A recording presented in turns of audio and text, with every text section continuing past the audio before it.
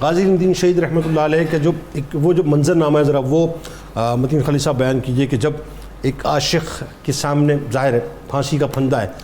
ویسے تو یہ طے شدہ بات ہے کہ کوئی بھی پھانسی پر جب جا رہا ہوتا ہے, جو میں نے بہت سے لوگوں سے اس پہ بات کی, خاص طور پر جیل سپرنٹینڈنٹ سے اور دیگر لوگوں سے, تو مجھے تقریباً یہ پرسیپشن ملا کہ وہ اپنے قدموں پہ نہیں جا پاتے. جس کو پھانسی دی جاتی ہے وہ اپنے قدموں پہ نہیں جا پاتا وہ قیدی جو ہے وہ, کیونکہ اس کو پتہ ہے کہ اب ختم ہونے والا ہوں. اور پھر ظاہر ہے جو کیفیت ہو جاتی ہے کہ آنکھوں کا باہر نکل آنا, منہ کا سوج جانا, بڑا ہو جانا. یہاں تو معاملہ یہ تھا کہ قدموں پہ بھی کھڑے ہیں اور بہت ہی جو ہے وہ اپنا ناز کے ساتھ جا رہے ہیں اور چوم رہے. ذرا بتائیے وہ کیا ہوا. پھر جو جنازہ, یعنی وہی بات ہے نا کہ امام احمد بن حنبل رحمۃ اللہ علیہ کا قول مبارک ہے نا کہ ہمارے جنازہ فیصلہ کریں گے کون حق پر تھا کون باطل تھا. بتائیے ذرا. جنید صاحب, میں جیل میں رہا, میں نے قیدیوں کو جو موت کے قیدی ہیں اور دیگر قیدی, میں نے ان کے بڑے انٹرویوز کیے ہیں. میں نے بڑے مشاہدات اور تجربات سے گزرا ہوں. جی جی. ایسے ایسے دہشت گرد بدماش, ایسے ایسے لوگ جن کا نام سن کر بڑے بڑے لوگ جو تھے وہ کانپ جاتے تھے, وہ دہشت کی علامت تھے. ایمانداری کی بات ہے جنید صاحب, میں نے ان کو جب سیشن جج نے ان کو سزائے موت سنائی ہے, ابھی نہیں سنائی ہے, وہ کمرہ عدالت میں بے ہوش ہو کے گر گئے. یہ اتنی بڑی دہشت ہے. یقین مانیے درخت کیا ہوتا ہے, درخت میں کوئی حساسیت تو نہیں ہے. اب میں نے خود یہ تجربہ کیا کہ مجھے لوگوں نے بتایا, دکھایا کہ جس درخت پہ آپ 302 لکھ دیتے تھے وہ درخت جو ہے وہ سوکھ جاتا تھا, ہرا بھرا درخت. غازی علم الدین کے ساتھ کیا ہوا, 22 مئی 1929 کو ان کو سیشن کورٹ سے سزائے موت سنائی جاتی ہے. 128 پاؤنڈ ان کا وزن تھا. 30 اکتوبر کو ان کو سزائے موت, ایک دن پہلے 29 کو ان کا وزن کیا گیا 140 پاؤنڈ ہے. بڑھ گیا, کبھی ہوا ہی نہیں. یہ دیکھیں نا کہ شہید نموس رسالت کا دیکھیں, چہرے پہ دیکھیں, جتنے بھی موت کے جن کو موت کی سزا ہوئی ہے ان کے چہرے زرد پڑ جاتے ہیں. اس کا چہرہ گلاب کے پھول کی طرح ہمیشہ مہکتا رہا. اس کے بعد غیر معمولی طور پہ ان کا وزن بڑھا, ان میں اعتماد آیا. دیکھیں کہ کس طرح یہ انہوں نے تہجد پڑھتے تھے, لمبے لمبے سجدے کرتے تھے, لیکن جس وقت وہ آیا مجسٹریٹ اور دروگہ آیا کہ جی آئیں آپ کا اس کو وہاں, تو انہوں نے وہ سجدے چھوٹے کیے ہیں تاکہ یہ نہ کہیں کہ میں موت سے گھبرا رہا ہوں. پھر یہ شہزادہ جس طرح یہ جس شان کے ساتھ چلا اور پوری وہ بیٹھ کے جاگ رہے تھے, یا رسول اللہ صلی اللہ علیہ وسلم کے نعرے لگ رہے تھے.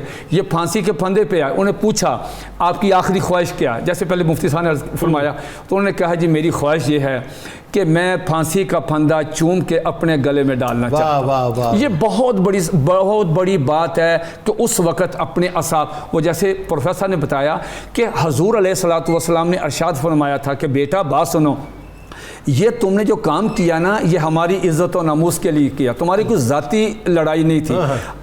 تم روزہ رکھ کے آنا, میں آب کوثر پہ تمام صحابہ کرام کو لے کے تمہارا انتظار کروں گا اور اکٹھے روزہ کھولیں گے. یہ بہت بڑی سعادت ہے.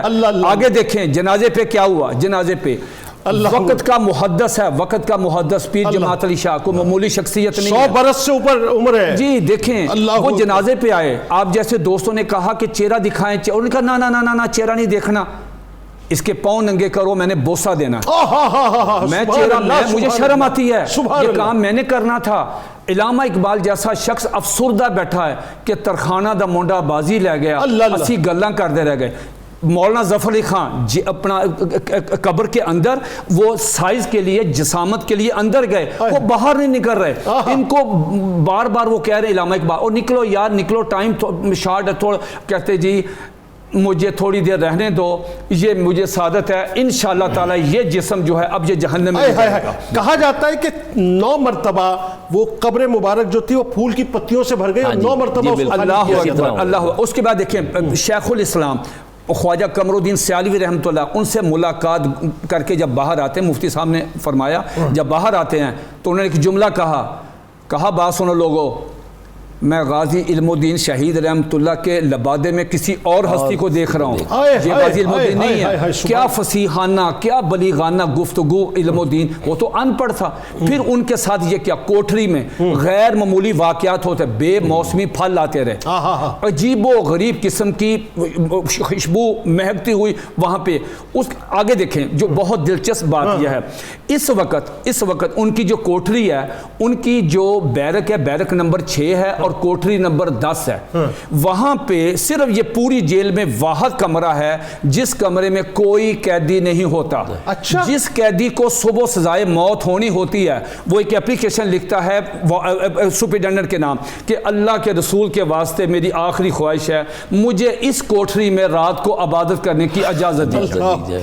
وہ ساری رات ہچکیوں سسکیوں میں ساری رات عبادت کرتا ہے صرف اس وجہ سے کہ یہ نسبت ہے. خدا کی قسم اگر اس ملک میں ہم زندہ ہیں تو ان شہیدان ناموس رسالت صلی اللہ علیہ وسلم کی وجہ سے ہم زندہ ہیں. حضور علیہ الصلوۃ والسلام کی جب توہین ہوتی ہے تو گنبد خضرا سے صدائیں آتی ہیں کہ کون ہے جو میری توہین کا بدلہ لے. غازی علم الدین شہید ہمارا ہیرو ہے, ہمارے ماتھے کا جھومر ہے. اس نے ہمیں زندہ رہنے کا جواز فراہم کیا ہے. مجھے آخر میں یہ بتائیے 5.5 میل پہ مبنی جنازہ تھا. حضرت دیکھیں حضرت یہ تو کھیت تھے, یہ جو قبرستان ہے یہ تو کھیت تھا. 5 میل دور, 5 میل 3-4 میل 5 میل, خواتین, بوڑھے, جوان, بچے, 5 میل. حضرت امام حنیفہ رحمۃ اللہ اور حضرت امام حنبل کے جنازہ کے بعد یہ واحد تاریخی جنازہ ہے غازی علم الدین شہید رحمۃ اللہ کا. آپ یہ دیکھیں نا غازی عبد القیوم کا جنازہ دیکھیں کہ مطلب لاکھوں کی تعداد میں وہاں پہ لوگ موجود. جنید صاحب, عامر چیمہ کا جنازہ, بعض جنازے ہوتے ہیں میت کی مغفرت کے لیے, اللہ, اور بعض جنازے ہوتے ہیں جو شرکاء کی مغفرت, ہماری مغفرت کے لیے ہوتے ہیں. سبحان اللہ.